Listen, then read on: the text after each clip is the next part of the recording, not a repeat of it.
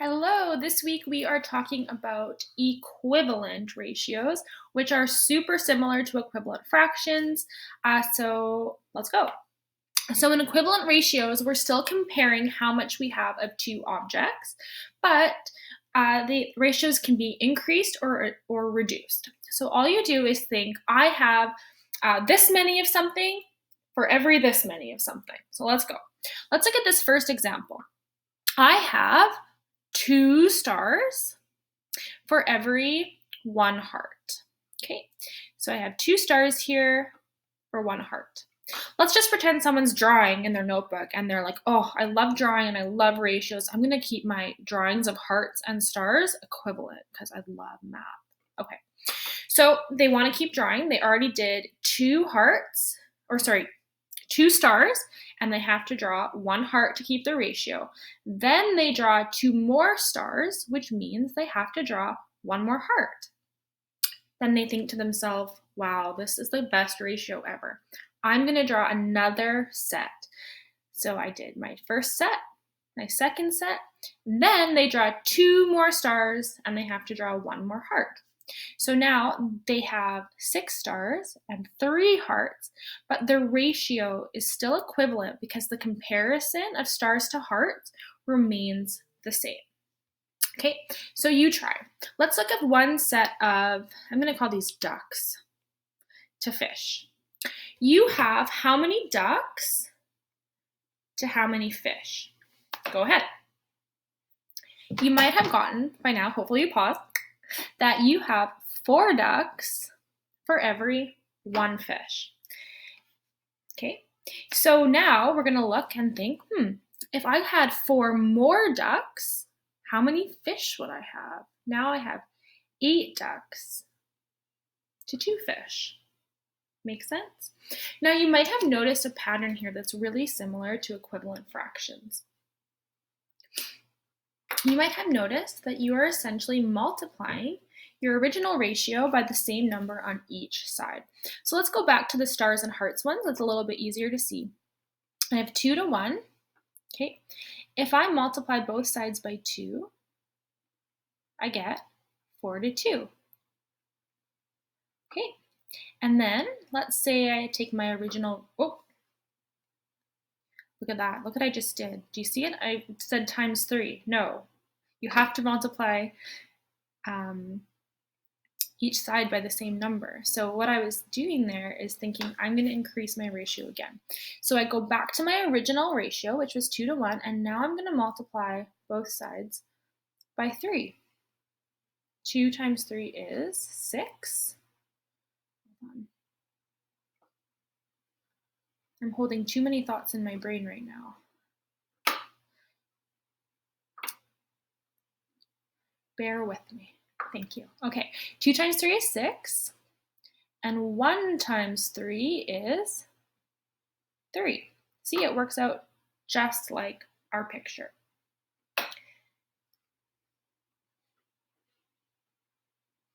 Okay, so let's look at this other problem that says find equivalent ratios. The ratio of boys to girls is 3 to 5. Just ignore this little fraction for a second. We'll talk about that after. So I've already gone ahead and put this into a chart. So when I have 3 boys, I have 5 girls. When I have 6 boys, I have 10, 9 to 15, and 12 to 20. So I'll show you how you can make the equivalent ratios by multiplying. You take your original ratio, your 3 to 5, and then you multiply both sides by 2, okay, to get 6 to 10, okay. You can multiply by 3 now to get 9 to 15. And if you were to multiply each side by 4, you would get 3 times 4 is 12, and 5 times 4 is 20. So these are all equivalent. Even though you have more people, the comparison of how many boys to how many girls remains the same overall. Okay, so a lot of people like to just represent these as fractions because they are used to finding equivalent fractions. So I'll show you what that looks like here. I personally just prefer keeping ratios as ratios, but you kind of do you here. So all they're doing is put the ratio into a fraction as shown. So they take the first number in the ratio and make it their numerator. Get a different color here. So they take their 3 and they make that their numerator. And they take the 5, the second number, and they make that their denominator. And then you can do the same thing. You're just multiplying by 2 or 3 or 4 or 427. As long as you multiply the top and the bottom by the same thing, the ratios will be equivalent and the comparison will be maintained. Okay, so talking about these girls and boys, I just want to go through one more thing you're going to come across in your work, and that is what happens if I have a problem like this. There are 24 students in the class and a ratio of 3 boys to every 5 girls. How many girls are in the class? Okay, so let's look at how we would do this. What you're looking for here is when both the number of boys and girls adds up to the total number in the class. Okay, so if we go back to where I'd already written out all the equivalent ratios, you can see in our first level, we only have 3 to 5, which means we're only at 8 students in our class, right? In our second level, when we multiply by 2, we have 6 plus 10. 6 boys to 10 girls only comes out to 24 total, or 16 total people in the class. On our next level, we have 9 boys and 15 girls, and that equals 24. Okay, so we've hit our magic number of 24 students in the class. That means that all we have to do now is remember that this side is boys and this side is girls. So in our class, we have 15 girls. So first of all, I've showed my work. So if you're answering a problem like that, make sure you do the same.